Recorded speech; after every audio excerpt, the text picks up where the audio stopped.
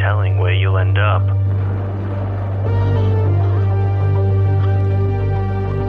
Can you make it through? To the night's end.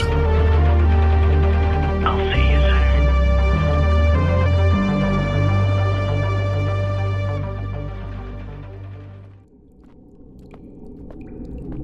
Hello, friend. Fantastic to see you again. I'm glad we didn't scare you off from last time. Don't worry. Everyone is well fed today. We had an influx of blood sacrifices. What's that? Something special. Yes. You really did get me out of a pinch last time. Okay, come with me. I know what I can show you. Ooh, mind your step. Impressive, eh? Each one of these doors leads to another person's memory and reality. This is where I keep all of the delicious stories.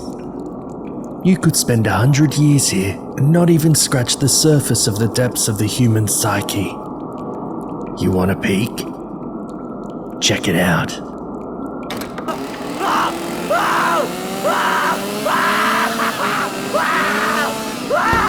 Well, they aren't quite ready to tell their story yet.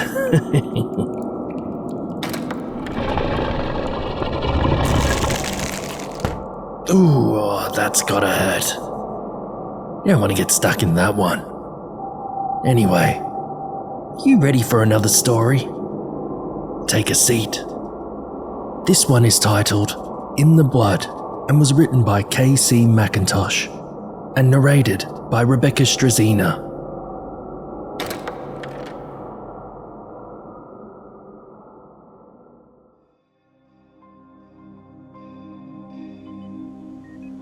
January 6th. Dear Diary. Dr. Osborne checked in today. I'm not sure why he comes. He looks at me, I look at him, and we both have the same cast of death in our eyes. Though his is less severe, less needy. There's a lot of questions. He asks me how I am, how school is. I lie and tell him everything is fine, and we both ignore the shriveled husk of Grandma Sally laying on the hospital bed beside me, with the tubes feeding oxygen into her nose and eating the urine coming out of her. Sometimes the doctor makes a polite joke about how I need a haircut. I smile and tell him I'm planning on getting one, but keep forgetting. Then, as gently as he can, he slips into an update on progress. Radiation is progress. That's what I've learned about metastatic breast cancer. Grandma has had a lot of progress in the last few months. They put her in white light and pump her full of invisible burns to keep abnormal cells from spreading to her lungs, bones, heart, and brain. But they spread there anyway. They marked her at stage 4. There's nothing after that. I curled up in a plastic chair, put my arms around my knees, and listened to Osborne tell me about pain management drugs. At night, before I leave, she winces and clenches anyways. And I know that all they've done is keep her asleep. Her face is a rag that has sweat so bad it won't take on more water. The wrinkles on her skin are sometimes slick and shiny when the sunlight glances on her through the window. I haven't been this scared since my parents crashed into a power pole off Highway 90 and went flying through the windshield and out of my life when I was 6. I'm 16. It was January then, and it's January now. I might smell the appalling scent of fate, but it could be the reek of death coming off the only person I have left in this world. She lies and doesn't open her eyes. She hasn't in months. And I sense the angry, necrotic cells surfing through her body like flesh-eating zombies, taking her from me. Not even Dr. Osborne will ask me about my hair after she's gone. There is talk I'll have to go to a home since I'm not 18 yet.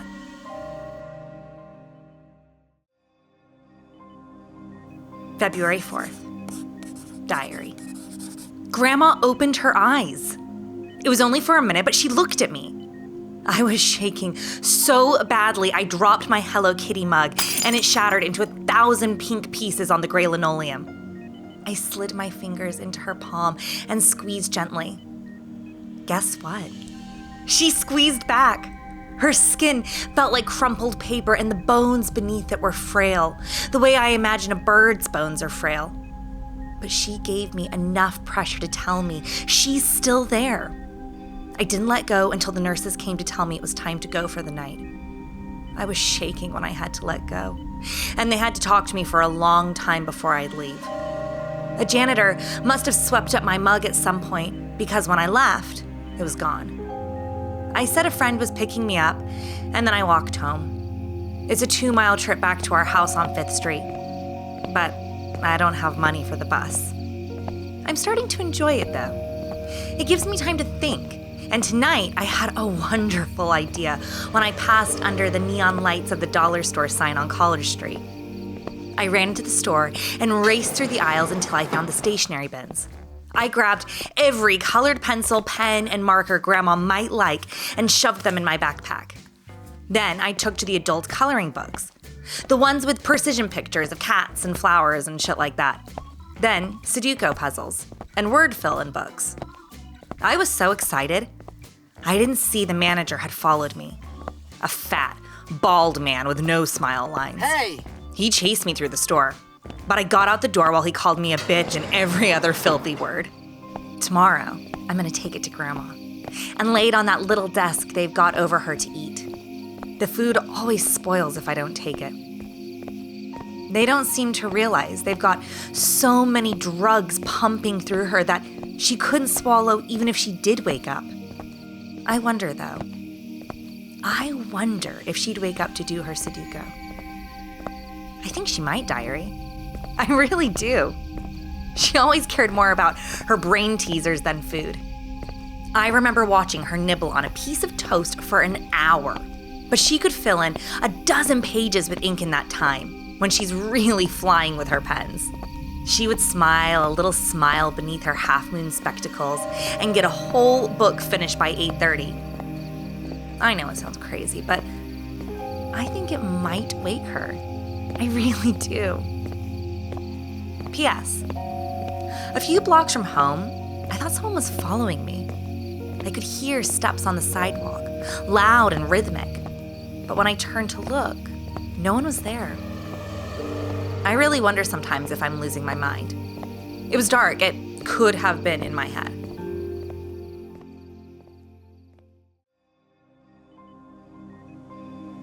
February 17th. Diary. Nothing to report, no changes.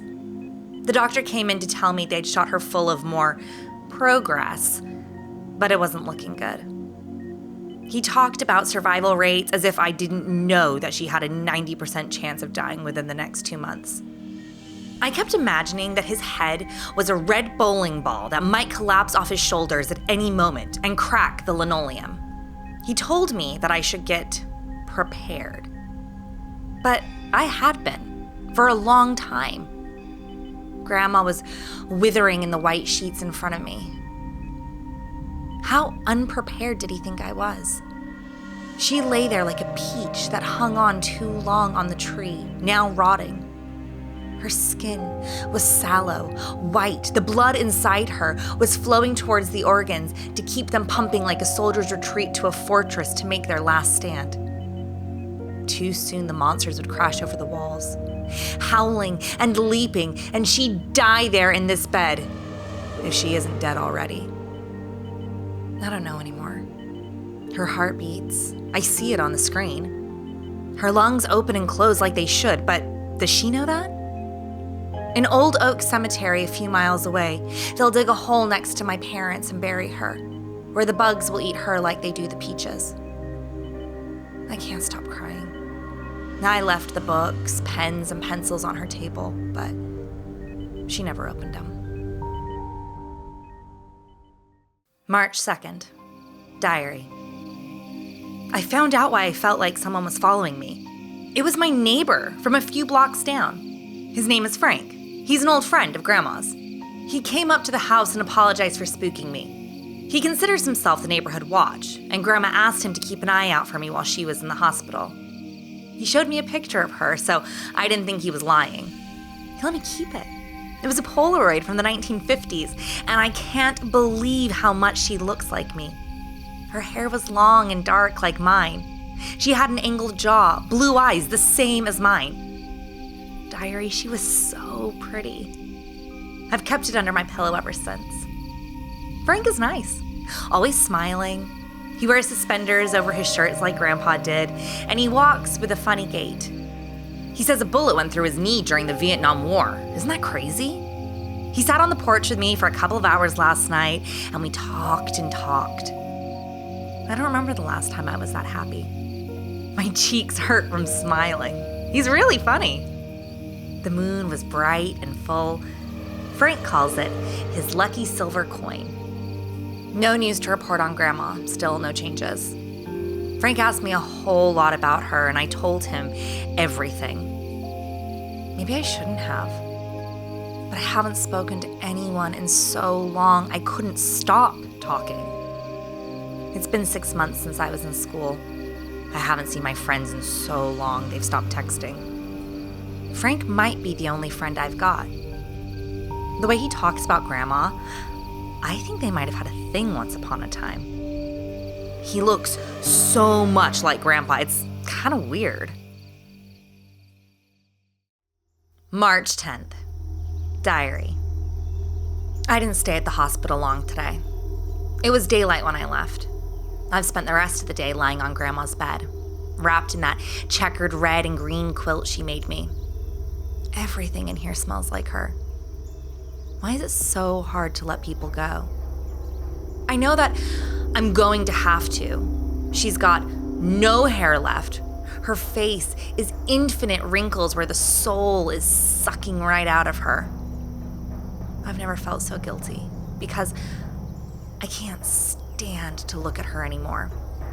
The way she lays there, it makes me sick to my stomach. She looks like a skeleton to me. And the skin she has is just stitched on there. I had a horrible dream last night that she opened her eyes and smiled at me, and then jumped up in her bed like she'd been able to move the entire time and danced like a puppet jerking at the strings. She laughed at me for crying, and as she did, her skin started to drip like ice cream melting in the sun. Beneath that, I could see all of her. The fat of her breasts, the red-purple tendons where her arm flexed, the stained, hollowed bones beneath cracking as she moved, dust shooting from the fractures like steam whistles. No matter how badly her body snapped, she just kept dancing until a white light burned through the ceiling and shined down on her, until smoke whirled, singeing the black organs, filling my nostrils with burning flesh. The whole time, she kept shouting, "Progress! Progress!" until my ears went numb, until she was a burning candle, charred black. I woke screaming, hunched against the wall. My brain was frozen with images. I cried for a long time, until my eyes ran out of tears to cry with. The doorbell rang, and it startled me so bad I knocked over Grandma's stained glass lamp. It shattered on the floor. Things are always shattering around me these days. Diary, I can't help it. My whole body is always trembling, and when I look at my hands, they're always quivering. Sometimes, I wonder if I've got what she used to call the shakes. She says most of the women in our family had it. But of course, a lot of the women in my family have died from breast cancer. A part of me wants to laugh because not only do I look like Grandma, but I've got her wonderful quirks as well. I've already got the shakes. One day, I'll catch the cancer too. Frank was at the door, and there was so much pity in his eyes that it scared me. He looked on the verge of crying himself, like he'd known somehow that I was in her room losing what was left of my mind. When he asked me if I was okay, I wrapped my hands in his suspenders, buried my face in his stomach, and cried some more. I tried to tell him why I was bawling, but all that came out was gibberish, and I soaked his shirt clean through. He wrapped his arms around me, hugged me like he really was Grandpa, and told me everything was going to be all right. As he lied to me, I began to feel a little better. Just enough to stop pouring out yet another wave of tears. Afterwards, he sat with me on the porch a while. I told him that I was too young to be on my own, and when Grandma died, Child Protective Services would take me until I was of age. That Grandma had to refinance the house to pay off her medical bills, and most likely the bank would take the house. Then I'd be on my own, and everything our family owned would be gone. Frank didn't say anything while I talked. He just stared into the sky at the moon. It was a waxing gibbous. I learned about that in science, or as Frank called it, his lucky coin mid-flip. He told me in 5 days it would be bright and full. Tonight, Frank gave me something that frightened me and made me so happy afterward. I slept like the dead. I can't tell you what, diary. He made me promise not to say anything about it, and that includes you. P.S. I can't take not telling you, diary. I just can't. I'm going to tell you, but you have to keep my secret. Frank gave me an IV blood bag. I asked him where he got it, but he wouldn't tell me. He made me promise a bunch of times not to tell anyone, and that if anyone caught me with it, I wouldn't let them know where I'd gotten it from. He says that on March 15th, I have to hook it up in Grandma's room. If I do it right, she'll get better. I had so many questions, but Frank wouldn't answer them. We stayed up late, and he showed me how to change the bags. I did it over and over until I got it right. At dawn, I passed out on the porch, and when I woke up, Frank was gone. March 15th. Diary. It wasn't hard to hide in the hospital. I'm there so often the nurses are used to seeing me leave at night. When they looked in the room and saw me gone, they didn't think to check the bathroom. This one had a bathtub with a safety bar and a white curtain over it. And I sat in the bottom of it until long past the sun went down. My phone flashed 10:30 before I moved. Then I crept from the bathroom with the IV bag in my backpack. I looked at Grandma. She laid there shriveled, dying. And for a moment, I was afraid that she might give up before I had the chance to change the bag. But the heart kept beeping on the screen. I turned back to the IV pole and thought back to what Frank had taught me. Out the window, his silver coin rose full and brilliant between the window curtains. As it rose into the night, the light was creeping closer to the bed. It scared me suddenly. That moon. Frank's moon. I removed the solution bag from the pole and turned it upside down, grasping the tubing port. I twisted the spike carefully and taped it so that nothing was left. Then I set the new bag, the one Frank had given me. I opened the tube and a line of blood flooded through it, the color of black licorice. Now all I have to do is wait, diary. But I think she's already starting to look better. I want to describe her for you in case I forget later. I'll try to list the changes, but my hands are shaking again. I'm filled with joy, and the moonlight lays across me like a silver blanket, brightening Grandma's skin. She's shining with it. She has color in her face again. She looks younger suddenly. Her eyebrows aren't wincing together anymore.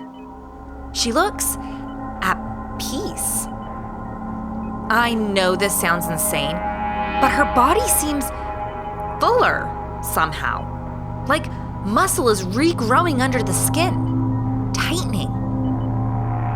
She has a smell to her, but it's not the aroma of death anymore. She smells, I don't know how to put it, like a zoo. Yeah, I think that's accurate. Diary, I don't know what to say. You'll think me crazy.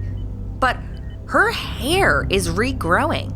Thick, black, spilling around her shoulders like one of those Just for Men commercials on Fast Forward. The hair has grown down her body, coarse and black.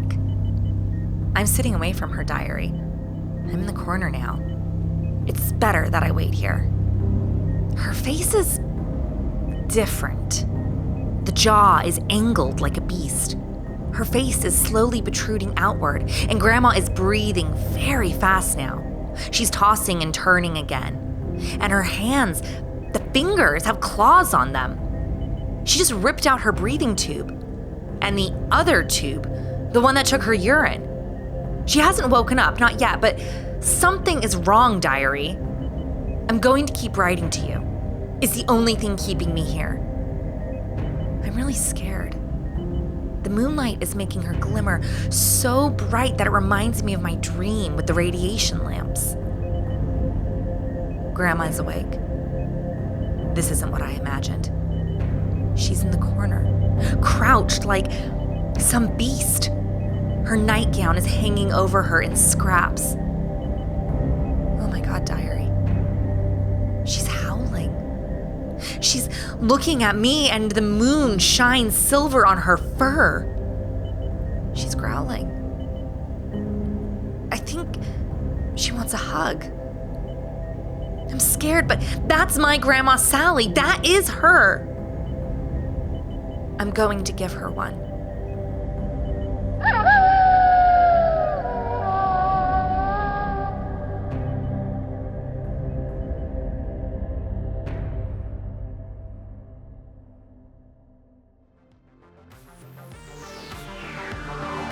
You've been listening to the Night's End podcast, which is a production of Dissonance Media. To support us, leave a review, or for bonus content, head to patreon.com/Night's End podcast. Our website is nightsendpodcast.com. In the Blood was written by KC McIntosh. For more stories by KC McIntosh, find them on X, Instagram, and Facebook at RealKCMac. Narration was performed by Rebecca Struzyna from the West London Witch podcast. Search for it wherever you find podcasts. Jimmy Horrors was performed by James Barnett. This episode was produced by James Barnett. Stay horrific, everyone.